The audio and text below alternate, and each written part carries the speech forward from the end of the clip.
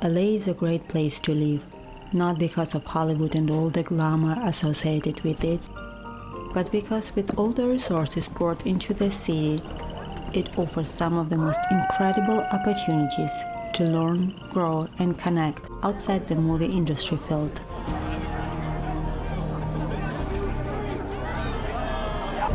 What do you see? Whoa, whoa, whoa! What do you see, Jimmy? What do you see? You see all the craters?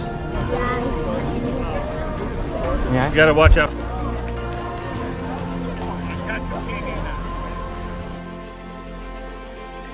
At the same time, LA is far from being a perfect city. It lacks some of the essential elements that people somewhere in less polluted areas may take for granted. Things like stars in the sky. Yes, you can hardly see any on a regular night, but what you can see goes far beyond the scope of the naked eye. You can see planets.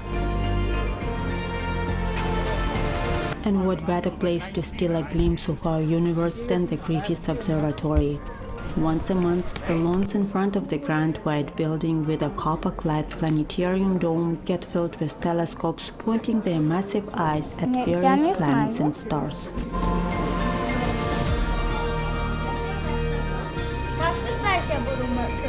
Ну ты же мне говорил. Это что? The sun, earth and moon. Вот видишь?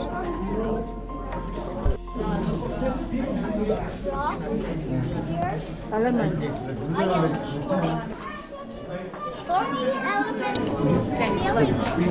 We have an active learner. I want to make space for that. This is my favorite exhibit because it has so many buttons. Right? Oh my god. Right? Super interactive.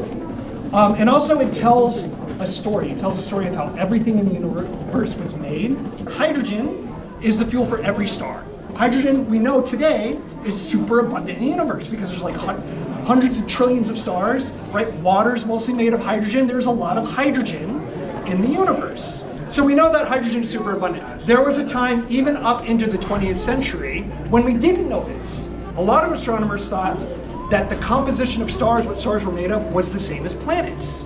So the reason we know hydrogen is super abundant is because of a woman named Cecilia Payne. She was a British-born astronomer who was working at Harvard Observatory back in the 1920s. She worked with a lot of other women. They were called researchers, even though they were trained in astronomy. So all the researchers did all the research. All the astronomers looked through the telescope, and the researchers would interpret the data. So Cecilia, really good at her job, was looking at all these photographs of stars. She was like, there seems to be a lot of evidence of hydrogen in these photographs of stars, which is really weird because I work at this really important observatory and nobody's ever said anything about it. She's like, I don't know what's going on. So she keeps looking at more and more photographs, keeps finding more and more evidence of hydrogen, to the point she's like, I think I have discovered it. So she writes this paper concluding that hydrogen is hyperabundant based on her observable scientific evidence.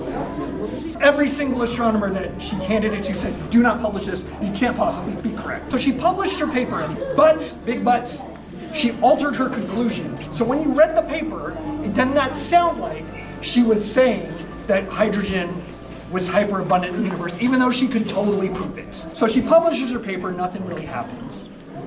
A few years later, another astronomer that Cecilia knew, that read her paper, published his own paper. Can anyone possibly guess what he might have concluded in his paper? That it's hyperabundant. He even quoted Cecilia's paper in his own paper without citing his reference. Why am I telling this horrible, sad story about erasure of women from science? Because it has a happy ending. In her own lifetime, Cecilia Payne was credited with this discovery. It is considered one of the greatest astronomical discoveries in scientific history. She's also the first woman to be named a full professor and a department head at Harvard University. And now we're going to go back to the periodic table. Can I ask you, if you're going to press a button, can you press it and hold it like this until I tell you to stop? So for most stars, including our star, iron is the last element created inside of the star because it requires more energy to make iron than it will release. as light, heat, energy, radiation. And not only does the star need all of that to maintain itself under its super heavy gravity, every living thing on this planet needs all that light and heat and energy to survive. So, you start to make more iron, what happens to your star? It starts to shrink. Finally, Jupiter. And if it is big enough, like a supergiant, so not our star won't do this, but if it is big enough, it will implode and explode, and in 3, 2, 1, do this one. 3, let go of this one, and then just press 3, 2, 1, go. And a supernova, the explosion of a star. Oh, Saturn. No, that's Venus. Yeah. We're looking at Venus, right? This is Saturn. Saturn? No. You're right, Saturn. Because I see the bell. Oh, you see the bell? Yeah. So, 2 things happen in that explosion. 1, all those elements, do this one again, 3, 2, 1, press, let go that one. All of the elements, you're doing great. All the elements that were made inside of the star get released into the universe, and we're gonna do it again, 3, 2, 1, go. And then there's so much energy in that explosion that all of the other heavier elements on our table get created in that explosion. So like lead, gold, platinum.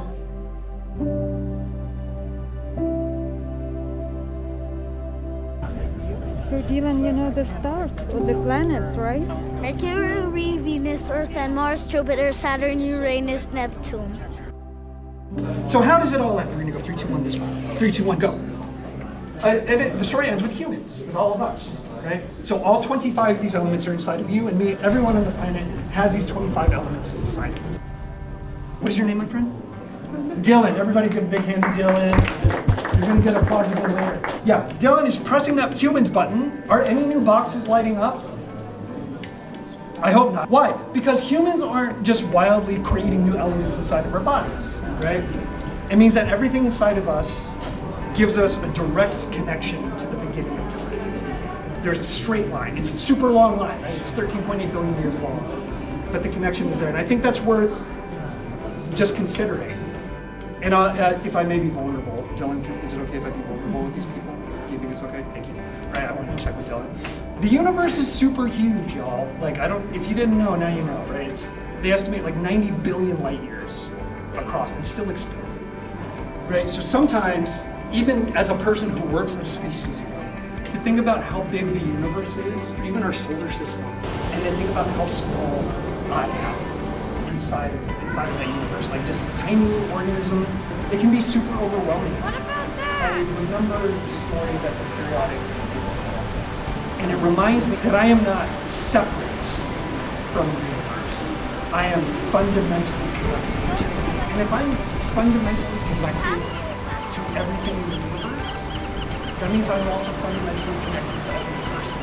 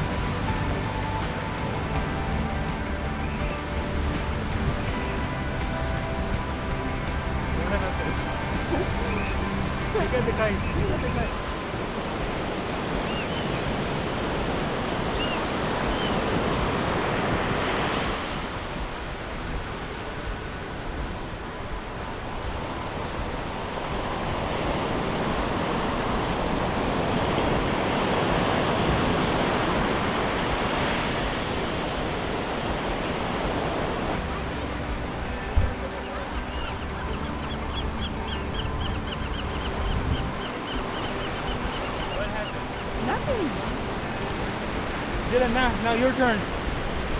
Màu đây chính cái nhiều rồi nè, your turn. Màu đây chính cái nào đấy. Hold it.